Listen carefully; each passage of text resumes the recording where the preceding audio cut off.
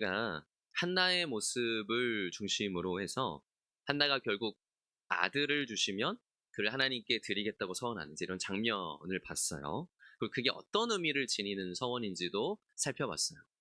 단순히 이게 뭐 오늘날처럼 뭐 아들 주시면 목사 시킬게요, 이런 차원이 아니라고 했죠. 한나가 개인적으로 더 깊이 하나님을 만나는 차원, 또 당시 시대적이고 민족적인 차원, 또 마지막으로는 어떤 예표론적인, 이게 결국 하나님께서 자신의 아들을 주시는 그리스도를 예표하는 이 예표론적인 차원에서 우리가 이 서원의 기도를 좀 살펴봤었어요. 사실은 그런데 어떤 면에선 아들이 없어서 아들을 구하는 기도를 드리는 한나의 이 모습 자체가 이 사사시대에는 찾아보기 어려운 모습이에요. 여러분, 여전히 지금 사사시대잖아요. 근데 사사기에도 여러분 똑같이 아이가 없는 한 가정이 있었어요. 기억나세요? 사사기 13장에 삼손의 가정이 똑같이 아들이 없었거든요. 삼손의 아버지 마노아와 그의 아내도 어, 자식이 없었는데, 제가 이제 그 부분을 예전에 설교하면서 어떤 얘기를 했냐면, 그 시대가 얼마나 영적으로 어둡고 하나님을 찾지 않는 시대였냐면 자식이 없는데도 여호와께 구하지 않는 시대였다, 이제 이런 얘기를 드렸었어요. 그러니까 실제로 사사기 13장의 이 마노아의 가정은 똑같이 지금 한나처럼 자식이 없는데도 불구하고 단 한 번도 여호와께 그것을 뭐 구하였다는 얘기가 나오지 않아요. 그러니까 우리가 어떤 면에서는 우리에게 어떤 결핍이 있다고 해서, 우리가 어떤 결정적인 뭔가 꼭 없다고 해서 그게 우리를 여호와께 기도하게 하는 요인이 되지 않는다는 거예요. 그러니까 결핍이 기도하게 한다, 이 공식이 꼭 성립하는 건 아니라는 거예요. 하나를 우리가 보면서 아이가 없으니까 저렇게 당연히 간절히 기도하겠지, 이렇게 생각할 수도 있지만 당연한 게 아니라는 거예요. 생각해보면 여러분, 우리들에게도 분명 어떤 결핍이 있을 때가 있잖아요. 근데 결핍이 있다고 해서 우리가 무조건 기도하는 건 아니라는 거예요. 기도의 자리까지 나아가는 것도 그러니까 온전히 하나님의 은혜라는 거예요. 내가 기도의 자리까지 나아가게 되고 나에게 기도의 무릎이 있다는 것은 한편으론 그 자체가 하나님의 정말 크신 은혜이고 동시에 우리의 정말 순종이 필요한 자리라는 거예요. 여러분, 사사시대가 영적 어두움의 시대잖아요. 결핍이 있는데도 여호와께 구하지 않는 시대였다면, 정말 삶에 문제가 있는데도 여호와께 기도하지 않는 시대였다면, 그렇지 않은 상황에서는 얼마나 하나님과 멀어진 채 살아가는 시대였겠어요. 때문에 지금 간절히 하나님께 기도하는 이 한나의 이 모습 자체가 하나님이 정말 그토록 기다리시고 기뻐하시는 모습이라는 거예요. 단순히 하나님을 기뻐하시는 차원을 넘어서 정말 시대적인 영적 기갈 한가운데서 정말 하나의 생수와 같은 기도인 거죠. 하나님을 찾지도 구하지도 않는 시대 속에 하나님께 진짜 생명이 있음을 깨닫는 한 여인, 하나님께만 진짜 주권이 있다는 것을 깨닫는 한 여인의 모습, 그것을 하나님께 인정하며 그 하나님께 영광을 올리고자 하는 한나의 기도를 우리는 보고 있는 거예요. 그래서 우리가 이런 말씀을 볼 때 생각해야 되는 건, 우리 자신의 모습을 자꾸 돌아봐야 한다는 거예요. 나는 과연 하나님을 진정으로 찾는 자인가? 내가 하나님을 섬긴다고는 하지만, 내가 교회에는 있지만 내가 정말 기도하고 있는가? 내 삶에 분명한 결핍이 있는데도, 내 삶에 분명한 문제가 있는데도 불구하고 내가 여전히 기도하지 않는 채로 남아있고 기도하지 않는 자로 살아가고 있지는 않은가? 어떻게 보면 사사시대가 영적 어두움이라는 걸 여호와께 구하지 않음으로 나타내잖아요. 그런 것처럼 우리들도 여호와께 구하지 않고 기도하지 않고 있다면 어쩌면 우리도 이미 영적 어두움의 상태에 있을 수 있다는 걸 알아야 한다는 것입니다. 오늘은 이런 영적 어두움의 특징에 대해서 좀 얘기하려고 해요. 지난 시간에는 한나의 기도를 중심으로 좀 봤다면, 이번에는 엘리 제사장을 중심으로 영적 어두움의 특징을 좀 보려고 해요. 사실 이 시대적인 영적 어두움을 상징하는 인물이 이 엘리 제사장이에요. 참 아이러니하죠. 제사장, 영적 지도자라고 할 수 있는 제사장인데 그는 지금 영적 어두움을 상징하고 있어요. 한나가 여호와 앞에서 기도하며 응답을 받는 모습과 그 중간중간에 나타나는 엘리 제사장의 모습이 선명하게 대조가 되거든요. 그러니까 제사장인데도 영적으로 철저하게 무지하고 어두워져 있는 엘리의 모습, 그리고 당시 사회적으로는 뭐 주목받지 못하는 계층인 여인임에도, 심지어 자식이 없는 여인임에도 하나님께 진실한 기도를 통해 응답받고 있는 이 한나. 이 대조가 선명하게 드러나는 게 사실 사무엘상 1장이에요. 여러분 9절을 한번 잠깐 돌아가 볼까요? 9절. 9절에 보시면 그들이 실로에서 먹고 마신 후에 한나가 일어나니 그때 제사장 엘리는 여호와의 전 문설주 곁 의자에 앉아 있었다. 제가 지난 시간에도 여기를 잠깐 말씀드렸지만 한나는 일어났고 그러니까 일어나서 여호와께 나가는 거예요. 기도하기 위해. 그 일어나는 한나의 모습과 문설주 앞에 앉아있는 엘리의 이 모습, 이것은 아주 단적으로 이 둘의 영적인 상태가 어떤지를 보여주는 장면이에요. 그러니까 이건 단순히 이들이 어떤 행동을 하고 있느냐를 묘사하기 위해 기록한 게 아니에요. 그냥 한나가 일어났다, 뭐 제사장은 앉아있었다, 그냥 이런 행동 묘사를 위해 기록하고 있는 부분이 아니라 그들이 지금 어떤 영적 상태인지. 한나는 하나님 앞에 실제적으로 일어나 나아가고 있잖아요. 은혜의 자리로 하나님을 구하는 자리로 나아가고 있잖아요. 근데 대조적으로 하나님과 가장 가까이 있는 사람이라고 할 수 있는 이 제사장. 그러니까 오죽하면 지금 어디에 앉아 있어요? 이 여호와의 좀 문설주 옆에 앉아 있어요. 여기 누구밖에 못 앉아요, 사실? 제사장 말고는 여기 못 앉아요. 여기 앉아 있는 이 제사장. 그러니까 하나님과 가장 가까이 어떻게 보면 있지만 그런데도 실제로는 하나님께 나아가지 않는 자. 영적으로 그냥 주저앉아 있는 자의 모습이 대조되고 있다는 거예요. 여러분 당시에는 이제 여호와의 전, 그러니까 성막이 실로에 있을 때예요. 실로에. 이제 여러분 사실은 이제 여호와의 전이 그러니까 성막이 원래는 광야 시대에는 이렇게 이동형이잖아요. 근데 이제 여호수아 시대가 지나고 정착을 한 뒤에는 좀 그때까지 실로에 계속 고정된 상태로 있었던 거예요.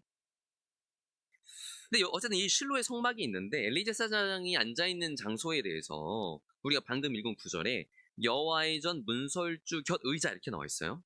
그러면 성막을 한번 이렇게 떠올려 보세요. 여러분 대강 아시죠? 성막 이렇게 있으면 성막에 뜰이 있고 그리고 이제 성소가 있죠.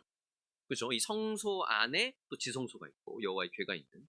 그럼 이제 엘리 제사장은 어디 앉아 있는 거냐면 보통 백성들은 이제 뜰까지 와서 이렇게 제사 드리거나 기도하는 거잖아요. 근데 제사장은 요 성소에 바로 요 앞에 이 옆에 의자도가 앉아 있는 성소에 붙어 있는 거죠. 그에 비하면 한나는 더 가까이 나아가지 못한 채 분명히 성막 뜰에 앉아서 혹은 엎드려서 기도하고 있었을 거예요.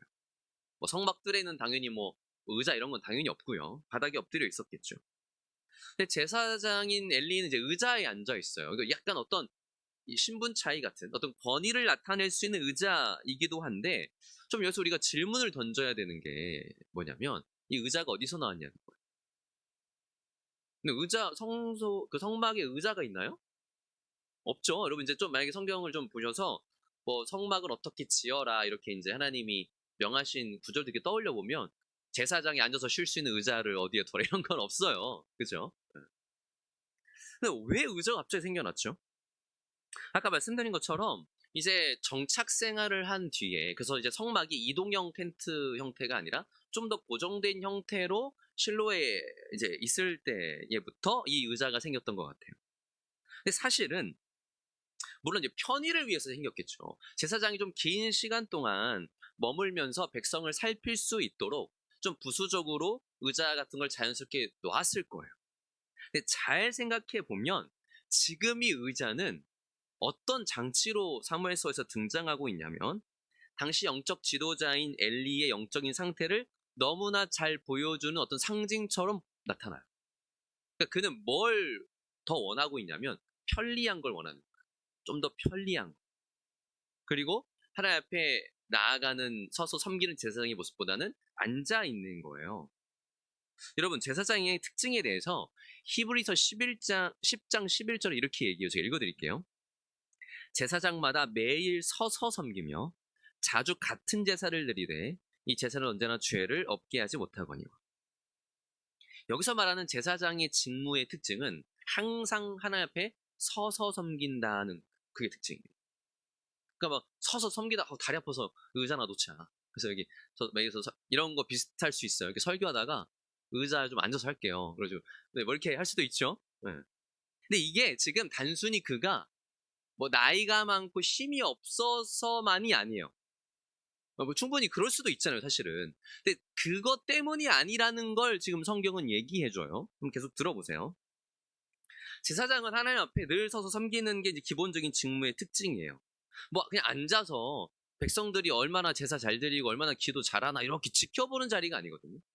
그러니까 앉아서 감독하는 자리가 아니라 일단 제사장부터가 어떤 사람이 돼야 돼요? 하나님을 철저하게 경외하며 섬기고 자신이 먼저 참된 예배자가 돼야 되죠. 쉽게 말하면. 그런데 오히려 이 엘리는 의자에 앉아서 감독관의 마치 뭐 감시자의 역할을 하고 있었던 거예요. 본인이 여호와의 전 가장 가까이 있지만 그 가까이서 자신이 먼저 여호와께 참된 예배자로 서지 못하면요. 어떻게 되죠? 마치 등잔 밑이 가장 어두운 것처럼 하나님의 가장 가까이 있으면서도 가장 영적으로는 어두운 자가 되는 거예요. 정말로. 그걸 보여주는 게 오늘 우리가 읽은 12, 13절 말씀이에요. 한번 12, 13절을 다시 보세요. 그가 여호와 앞에, 이제 한나예요. 한나가 여호와 앞에 오래 기도하는 동안 엘리는 뭐 하고 있어요? 그걸 뭘 주목하여 보고 있어요. 감시자예요. 의자에 앉아가지고 그거 보고 있는 거예요. 근데 입을 보니까 어때요? 한나가 속으로만 이제 막 그때 기도하면서 입술은 움직이는데 말은 안 해. 그러니까 엘리가 어떻게 생각해요? 그가 취한 줄로 생각한지. 이거는 여러분, 그냥 엘리가 좀 착각했다. 요걸 얘기하는 게 아니고 엘리가 얼마나 영적으로 지금 영적 분별력도 없고 영적으로 어두워져 있는지를 보여주는 거예요. 영적 지도자. 그러니까 이스라엘의 최고 영적 지도자라고 할 수 있는 대제사장인데 전혀 영적 분별력이 없는 거예요. 한나가 기도하는 걸 보면서 이게 진짜 간절히 기도하는 건지 술에 취한 것인지조차 분별하지 못해요. 그러니까 엘리는 하나님 앞에 항상 서서 섬기는 제사장으로 예배자로 있었던 게 아니라 의자에 앉아있는 감독관이었던 거예요. 저는 이제 이런 장면을 보면서 오늘날 저부터도 오늘날의 모든 목회자들, 교역자들이 정말 기억해야 되고 명심해야 되는 장면이라고 생각해요. 그러니까 사실은 뭐 목회자들이나 혹은 어떤 직분 중직자들은 자리에 앉아서 감독관의 역할을 하기 되게 쉽거든요. 그러니까 자기가 먼저 하나님 앞에 참된 예배자로 서지 못한 채 그냥 감시자의, 그러니까 자기도 모르게 감시자의 역할, 뭐 관리자의 역할만을 하게 되기 쉬운 거예요. 그런 함정에 빠지기가 쉬운 거예요. 그러니까 목회자나 교육자뿐 아니라 사실 모두가 마찬가지죠. 교회에서 어떤 사역의 자리, 봉사의 자리, 헌신의 자리 열심히 있을 수 있어요. 그러나 뭐가 더 중요해요? 우리가 참된 예배자가 먼저 되는 게 중요하다. 이걸 놓치면 교회에 살다시피 한다 해도 어떻게 될 수 있어요? 엘리처럼? 영적으로는 굉장히 어두울 수 있다. 정작 하나님과 상관없이 가고 있을 수 있다.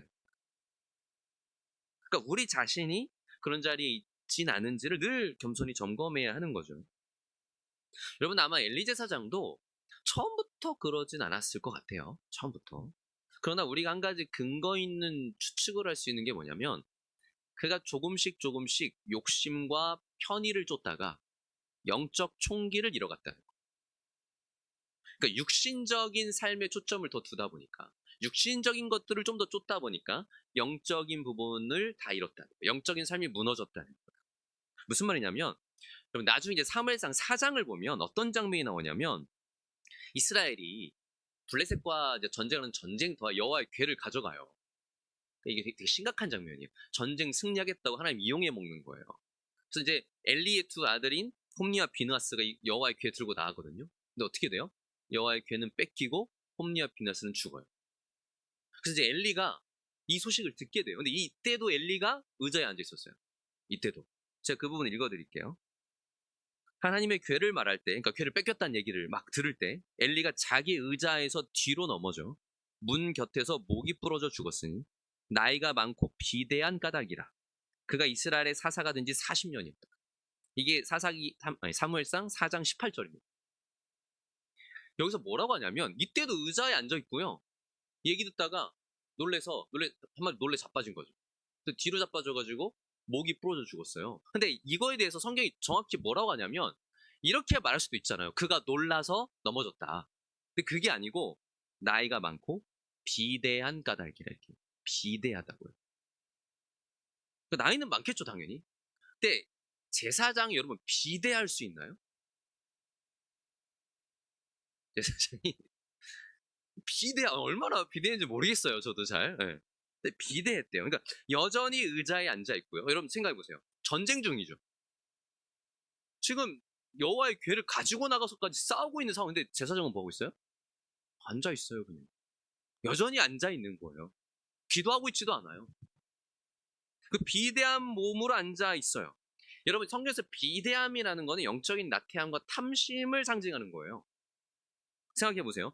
제사장이 어떻게 비대해질 수 있었을까? 오늘날처럼 막 뭐 배달 음식 먹을 수 있나요? 뭐 거기 뭐 성막에 앉아가지고 뭐 이런 거 시켜 먹었나요? 아니잖아요. 그리고 그때가 뭐 먹을 게 아주 풍족해요? 아니거든요. 제사장은 뭘 먹고 사는 사람이에요? 하나님이 딱 정해주신 몫을 먹어요.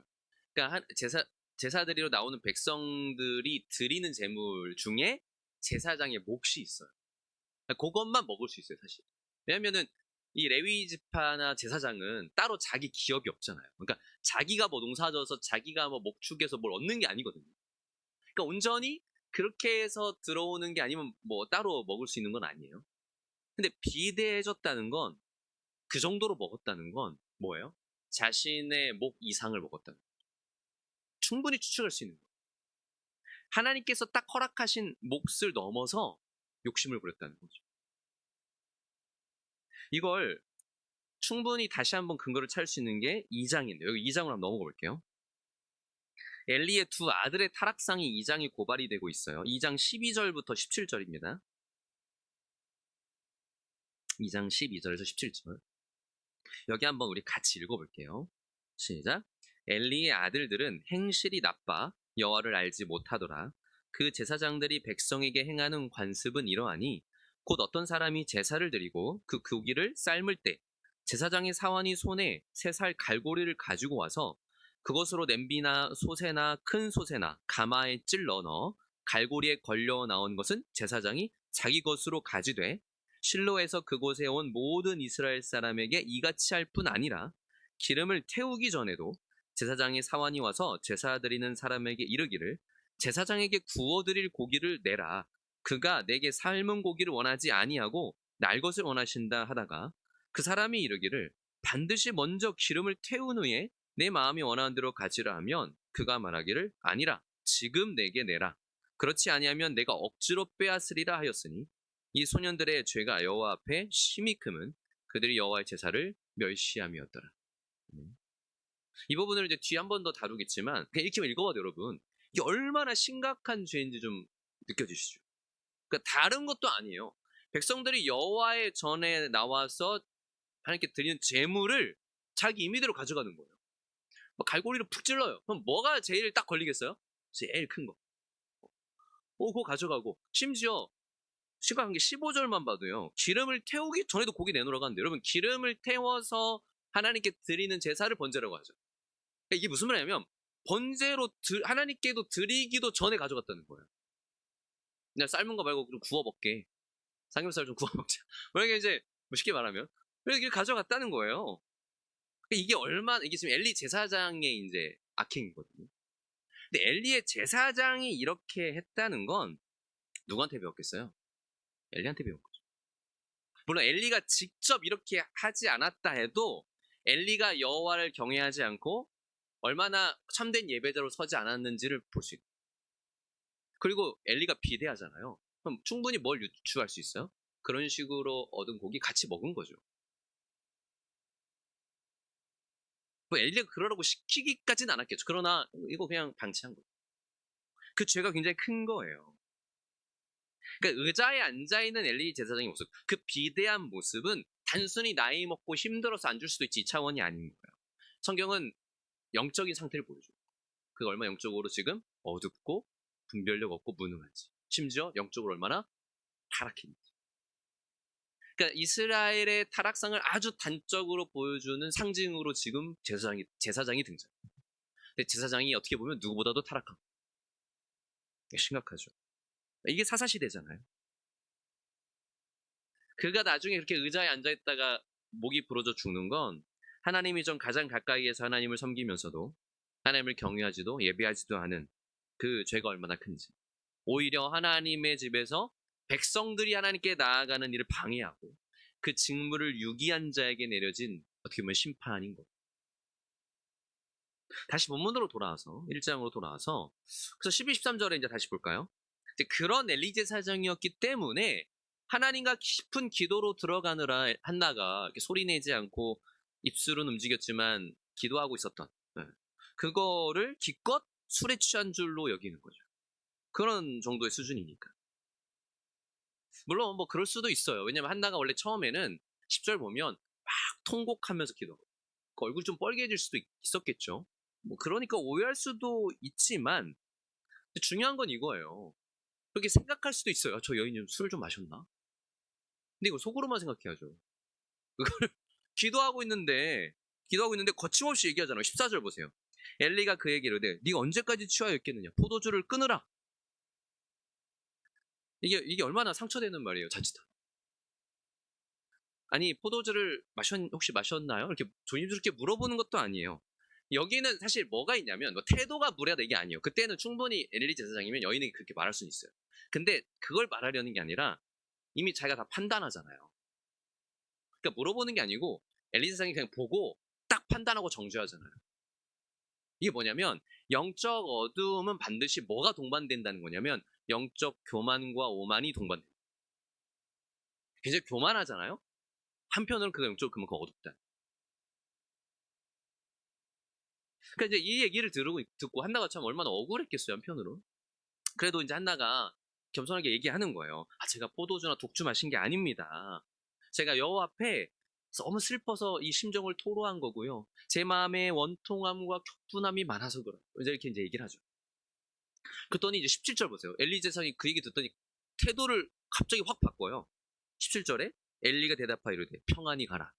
이스라엘의 하나님이 내가 기도하여 구한 것을 허락하시길 원한다.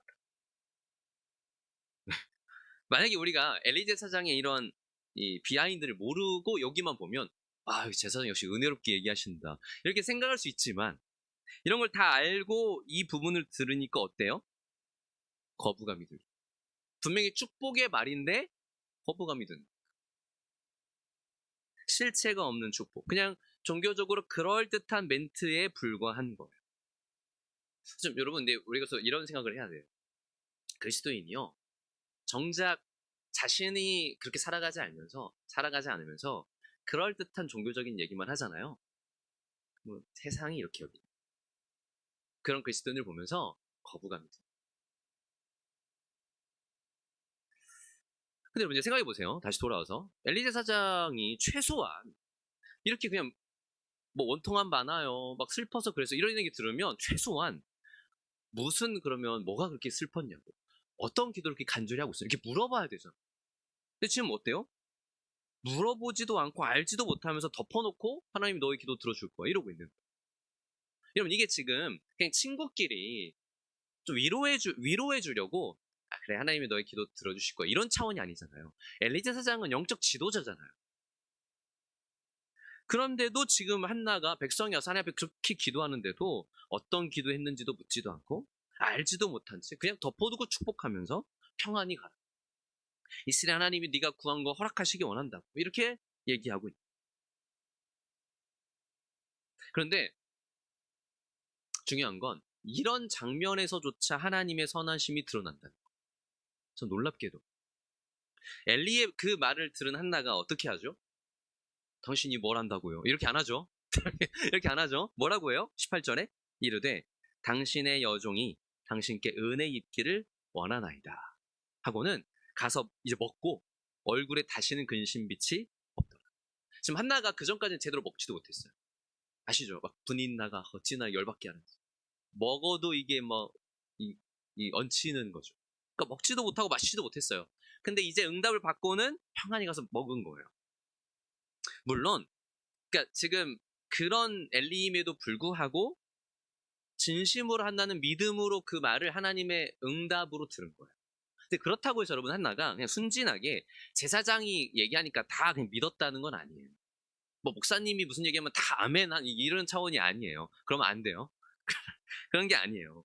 지난 시간에 우리가 본 것처럼 사실 한나는 이미 기도 중에 응답을 받았잖아요.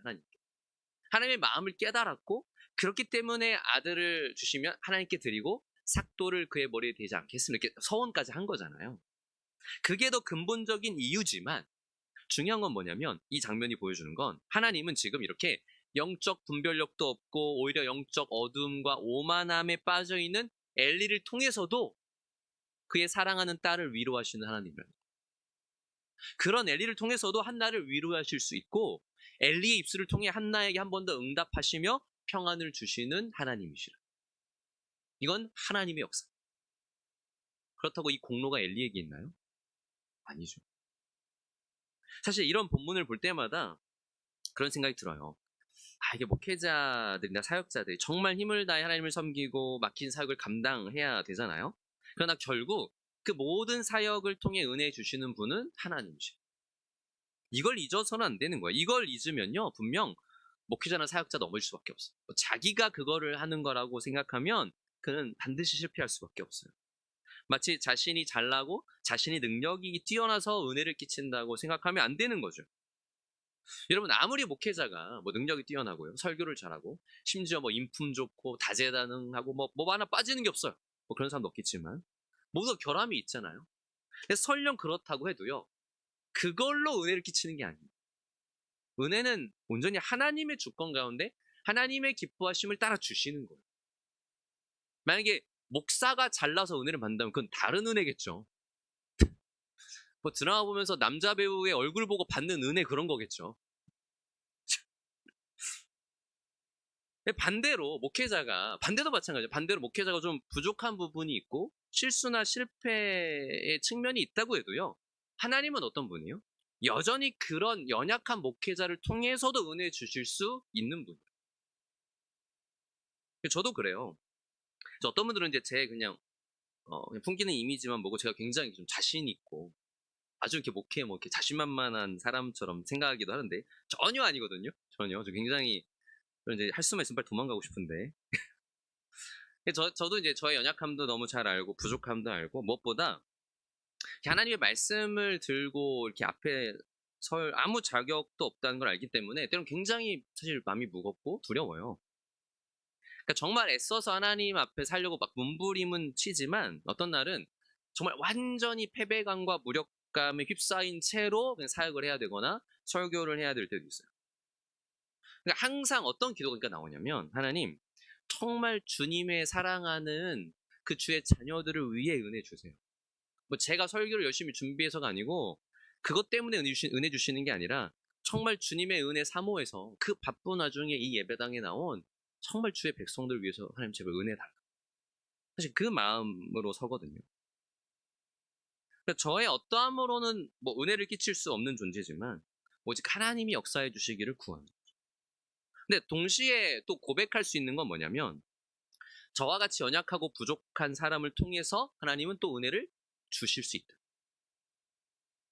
하나님이 그렇게 역사하시는 걸 종종 보게 된다는 거예요. 그리고 저는 그 선하신 하나님을 신뢰함으로 또 사역할 수 있는 거죠. 또 그렇기 때문에 동시에 어떤 사역이, 뭐 제가 하는 어떤 사역이 예를 들어 뭐 설령 잘 된다고 해도, 막 부흥한다고 해도, 막 은혜가 넘친다고 해도 교만할 수 없다. 내가 하는 거라고 절대 생각할 수 없다. 어떤 사역자든 그렇게 생각해야 돼요. 자신의 능력으로 그것을 했다고 생각할 수 없는 거예요. 오직 하나님께만 영광을 돌려야 되는 거예요. 그러니까 우리 모두도 마찬가지죠. 우리가 하는 어떤 섬김, 우리의 헌신, 그리고 봉사나 사역을 통해서 어떤 놀라운 일이 일어날 수 있어요. 아주 그 내 봉사를 통해 많은 이들 유익을 누릴 수도 있어요. 그러면 사실 우린 인간이기 때문에 어때요? 한편으로는 내 공로도 인정받고 싶고요, 막 내 능력도 인정받고 싶을 때도 있어. 그런 마음이 인간이니까 당연히 막 불쑥불쑥 올라와요. 그러나 그 모든 것이 오직 선하신 하나님의 은혜라는 것을 고백할 수 있어야 된다. 겸손히 하나님만을 드러내고 하나님께만 영광을 돌릴 수 있어야 된다. 주님은 정말 돌들로도 아브라함의 자손이 되게 할 수 있는 분이잖아요. 마태복음 말씀처럼. 지금 여기도 마찬가지죠. 이렇게 영적으로 철저히 무능한 엘리를 통해서도 하나님은 한나를 위로하실 수 있는 분이고, 하지만 그렇기 때문에 우리는 더 두려워해야 돼요. 단순히 내가 하는 어떤 일들이 잘 되고 내가 그냥 교회 안에 있다는 사실만, 내가 어떤 종교적인 어떤 멘트들, 종교적인 행동들을 그럴듯하게 하고 있다는 것만으로 난 안전하다 이렇게 생각하면 안 돼요. 우리는 얼마든지 그렇게 착각할 수 있거든요. 정작 영적으로는 어두워진 채로 하나님과 별로 이렇게 친밀함 없이 하나님과 별로 상관없는 채로 우리 종교적으로 열심히 할 수 있어요. 지금 엘리처럼 그렇게 종교적으로 모습을 갖추고 있을 수 있다는 거예요. 참 무서운 게 사무엘상이 이거에 대해서 어떤 하나의 워드 플레이를 보여줘요.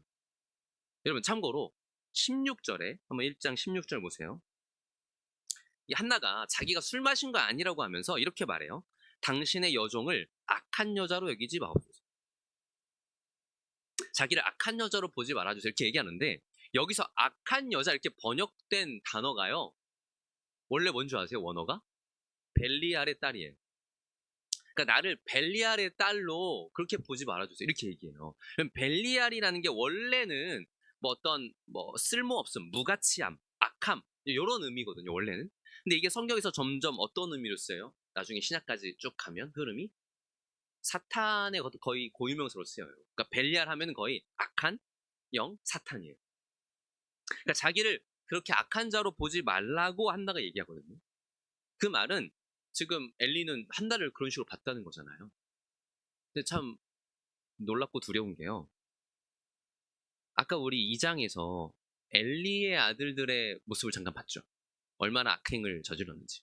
그 2장 12절에 이렇게 얘기해요. 엘리의 아들들은 행실이 나빠 여호와를 알지 못하더라. 이게 한글로는 그냥 굉장히 좀 무난하게 행실이 나빴다 이렇게 돼 있잖아요. 근데 여기도 원래 원어로 하면 그들은 벨리알의 아들들이었다. 원래 원어는 그거예요. 직역하면 그들은 벨리알의 아들들. 되게 아이러니하죠. 그러니까 엘리는 한나를 보면서 마치 벨리알의 딸처럼 여겼는데 정작 누가 벨리알의 자식들이에요? 자기 아들. 자기 아들들. 그러니까 정작 자신의 상태, 자기 자식들의 상태는 보지 못하는 철저한 무지와 영적인 무능. 참 놀랍고 두려운 일이죠. 사랑하는 여러분, 우리가 여기서 얻을 수 있는 마지막 교훈이 뭐예요? 우리가 누군가를 판단하기보다 누군가에 대해서 엘리처럼 마치 관찰자로, 감독자로 서려 하거나 이러쿵저러쿵 하기보다 우리는 뭘 먼저 철저히 돌아봐야 돼요? 내 영혼의 상태를 철저하게 돌아보고 점검해야 돼요. 하나님의 말씀 앞에서. 선줄로 아는 자는 넘어질까 조심하라고 하죠. 또 그 사도 바울조차도 뭐라고 고린도전서 9장에 말하냐면 내가 내 몸을 쳐 복종하게 함은 내가 남에게 전파한 후 도리어 자신이 도리어 버림을 당할까 두려워함이로 이렇게 얘기해요.